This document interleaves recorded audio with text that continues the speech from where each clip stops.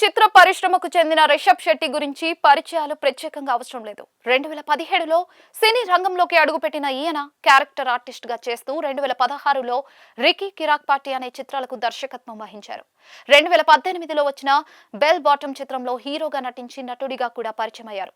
వాస్తవానికి film direction లో diploma పూర్తి చేసిన ఈయన కన్నడ దర్శకుడు ఏఎంఆర్ రమేష్ వద్ద సైనడ్ చిత్రానికి అసిస్టెంట్ డైరెక్టర్ గా పనిచేసి 2010లో ఇండస్ట్రీలోకి అడుగుపెట్టారు. దాదాపుగా దశాబ్ద కాలానికి పైగా కన్నడ ఇండస్ట్రీలోనే సినిమాలు చేస్తూ ప్రేక్షకులను అలరించిన రిషబ్ శెట్టి కాంతారా చిత్రంతో ఊహించని విజయాన్ని సొంతం చేసుకున్నారు.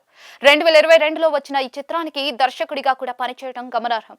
ముఖ్యంగా ఈ ఒక్క సినిమాతో పాన్ ఇండియా స్టార్ గా అవతరించారు రిషబ్ శెట్టి.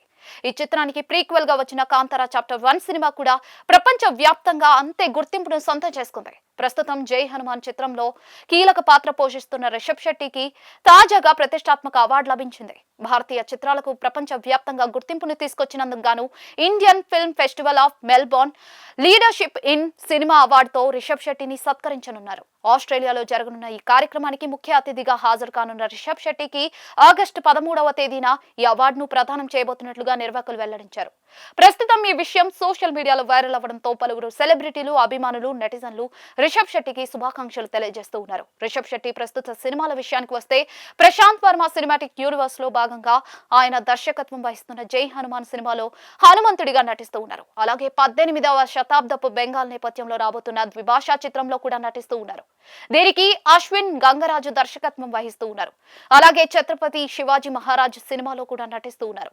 ఈ చిత్రాలతో పాటు కాంతారా చాప్టర్ 2లో కూడా నటిస్తూ ఉన్నారు రిషబ్ శెట్టి. ప్రస్తుతం ఈ సినిమా స్క్రిప్ట్ పనులు కూడా జరుగుతున్నట్లుగా తెలుస్తోంది. ఏదేమైనా ఒకవైపు హీరోగా, మరోవైపు దర్శకుడిగా సినిమాలను నిర్మిస్తూ దూసుకుపోతున్న రిషబ్ శెట్టి నిర్మాతగా కూడా మంచి పేరు సొంతం చేసుకున్నారు.